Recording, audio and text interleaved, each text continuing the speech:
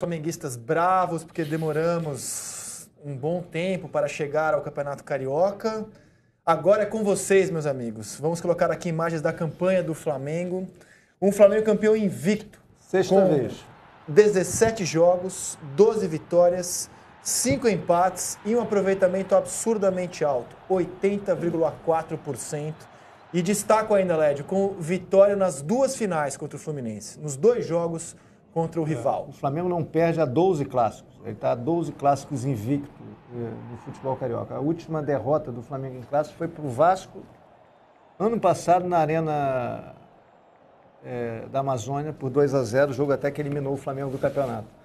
Depois ele tem conseguido manter a invencibilidade em clássicos, foi campeão invicto pela sexta vez.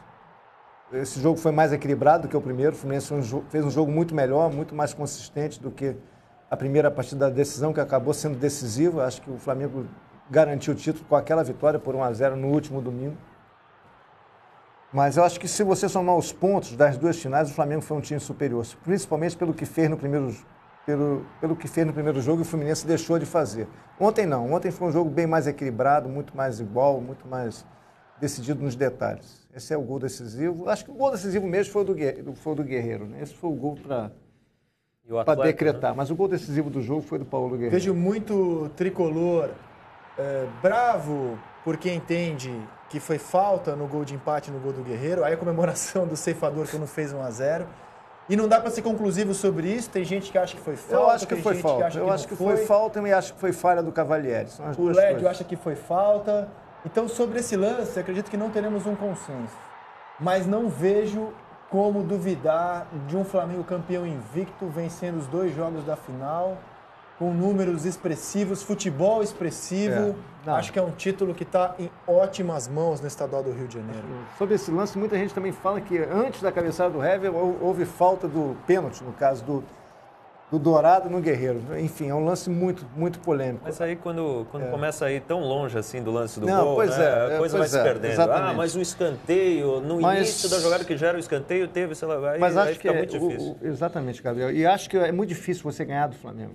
Se você olhar não só os números desse campeonato, mas os números da era Zé Ricardo, por exemplo, nos últimos 33 jogos, o Flamengo só perdeu 2 jogos oficiais para a Católica, um jogo que ele jogou melhor que a Católica em Santiago, e para o Atlético Paranaense, um jogo que foi bem igual na Arena da Baixada há 2 semanas. É muito difícil ganhar do Flamengo, é um time muito consistente, né, que vende muito caro o resultado e não desiste nunca. Tem a bola. Aqui estão os números dele, Lédio. 65 jogos, lá, 38 vitórias, 16 empates, 11 derrotas, um aproveitamento de 66%. Exatamente. Metade dessas derrotas muito no início do trabalho. A partir do início do segundo turno brasileiro, a derrota para o Sport, ele só perdeu 6 jogos.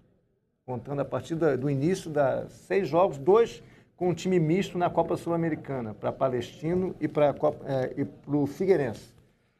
É muito consistente o time. E agora, taticamente, foi uma decisão diferente, Gabriel, porque os dois times prenderam os laterais, você não tinha muito lateral participando ofensivamente, e eu acho que isso aí foi muito prejudicial para o Fluminense. O Trauco até foi mais centralizado inicialmente. Ontem, né? O Trauco jogou no meio campo. E o René, que marca muito bem, exerceu a marcação sobre o Richarlison. Sim. O Pará marcou muito bem,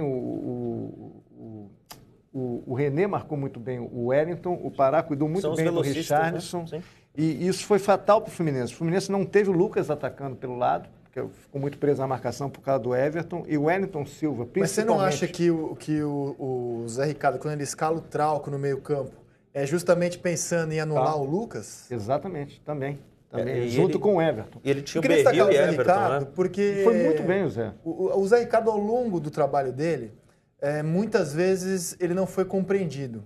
Por nós, da imprensa, pelos torcedores, porque ele faz algumas escalações, algumas alterações que não são usuais. O próprio Muricy Ramalho destacou isso no troca de passes de ontem. Então, na quarta-feira passada, na vitória do Flamengo sobre a Católica, ele chegou a ter 4 laterais em campo. O torcedor... Ontem também. O torcedor, ele só vê mérito nisso quando o time ganha o jogo. Né? Se o Flamengo tivesse perdido, as coisas tivessem dado errado, virava um professor Pardal que não sabe nada. Alguns treinadores tão elogiados no mundo, como o Guardiola, por exemplo, ele já tem um moral suficiente para fazer isso e o torcedor achar que daquela cartola vai sair um coelho.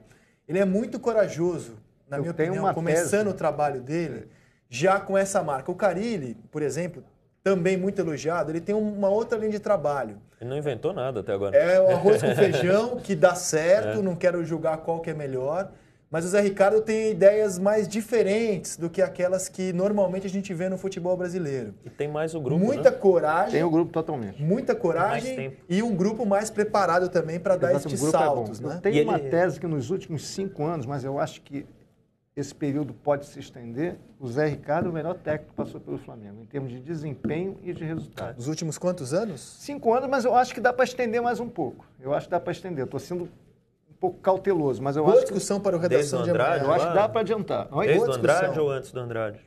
Por isso que eu estou sendo um pouco mais cauteloso, mas eu acho que é o trabalho, acho não, tenho certeza que é o trabalho em termos de desempenho e de resultado, sem dúvida nenhuma, e de desempenho que um técnico tem no Flamengo nos últimos 5 anos para lá. E a gente pode citar alguns medalhões desses 5 anos. Mano, o próprio Muricy, que admitiu ontem no Troca que o time não rendia na mão dele. Muricy, Ney, Cristóvão, muita gente.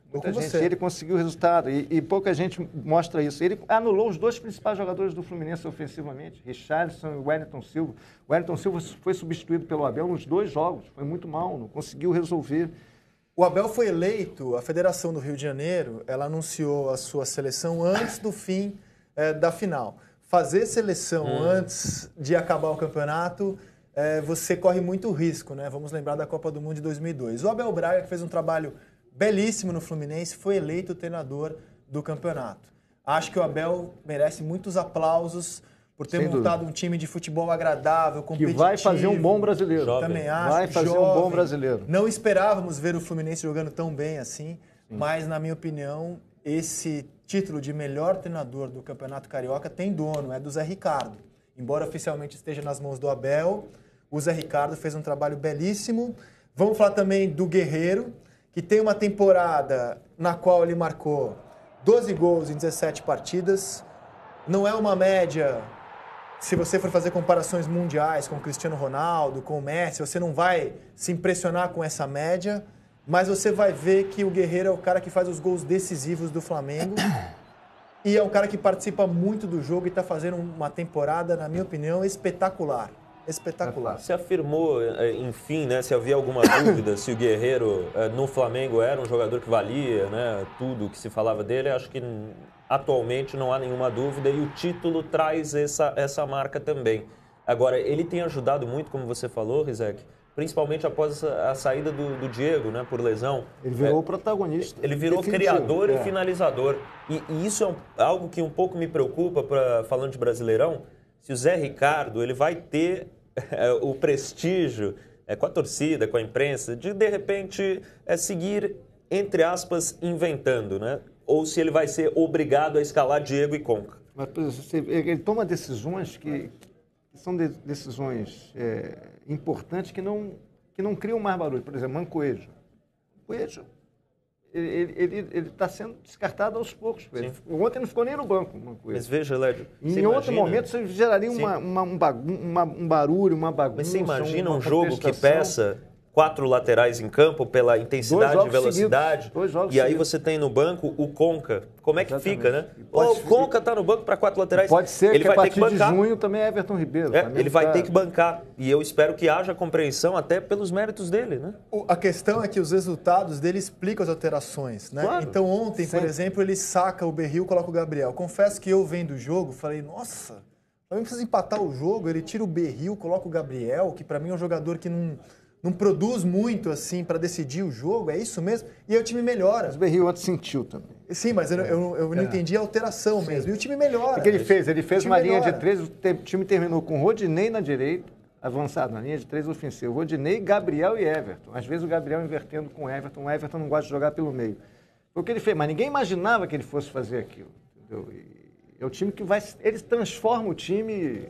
Ele faz aquela substituição que você leva um tempo, você pede para o narrador, espera um pouquinho, vai ver como é que vai ficar. E está dando certo.